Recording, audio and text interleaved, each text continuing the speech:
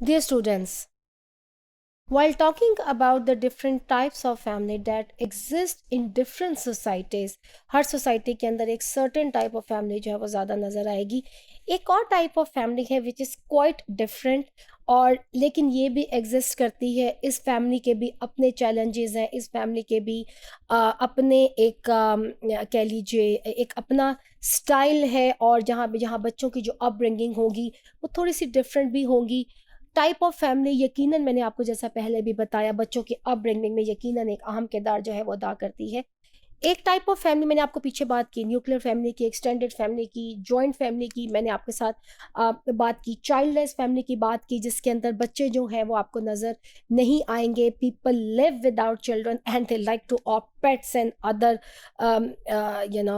Animals to उसको substitute करते हैं बच्चों के साथ. हाउएवर एक और टाइप जो हमें नज़र आता है वो है आपका grand parent family.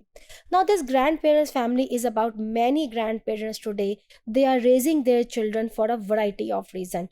Grand parents जो हैं वो आपको होली सॉली रिस्पॉन्सिबल नज़र आ रहे हैं. इस तरह के फैमिली सिस्टम के अंदर there is a absence of mother and father, and that could be for many reasons.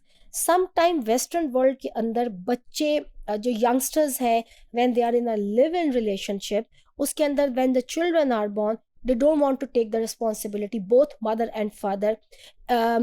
और इस सूरत में बहुत दफ़ा जो ग्रैंड पेरेंट्स होते हैं they take the children home and they now wholly solely take the responsibility of the children which are abandoned by their own parents. Western world के अंदर 1 in 14 child is raised by his grandparents, and the parents are not present in child life. 1 in 14, 14 में से एक बच्चा जो है western world के अंदर वो हमें नज़र आता है which is being raised by the grand parents, and there is a absence of both mother and father.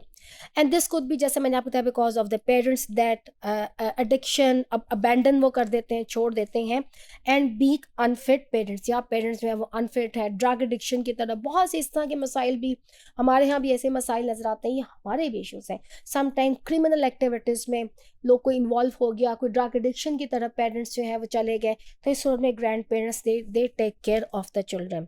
However it is not at all easy for the grandparents to raise the children. This type of family has also had multiple challenges. इसमें सबसे बड़ा जो challenge इस तरह के लोगों को आता है वो आता है financial challenge. So financial challenge is very very important because grand parents as evident from the name they are in a certain age, जो कि अपने एक रिटायरमेंट के एज में होते हैं, and they are out of work, and probably ये वो लोग हैं जो अपनी सेविंग्स के ऊपर जो उन्होंने ज़िंदगी में की होती हैं उसके ऊपर ये इन्हिसार करते हैं अपनी आने वाली ज़िंदगी का. ऑल्सो जो ग्रैंड पेरेंट्स होते हैं इनको मेडिकल इश्यूज़ भी होते हैं 60 ईयर्स के बाद, which is very common through out the world कि 60 ईयर्स के बाद लोगों को. तो इस सूरत में ग्रैंड पेरेंट्स के लिए बच्चों को रखना, उनको केयर करना, it becomes very very difficult. और ऐसे बच्चे यूजली वो तमाम अटेंशन, वो तमाम फैसिलिटीज़ नहीं ले पाते, एजुकेशनल, मेडिकल और ग्रोथ की फैसिलिटीज़ जो कि बाकी बच्चों के पास होती है. However this type of system also exist not only in the western world, हमारी जैसे कंट्रीज में भी आपको कहीं ना कहीं सिस्टम नज़र आता है, but it is quite a challenging family structure in which the children live.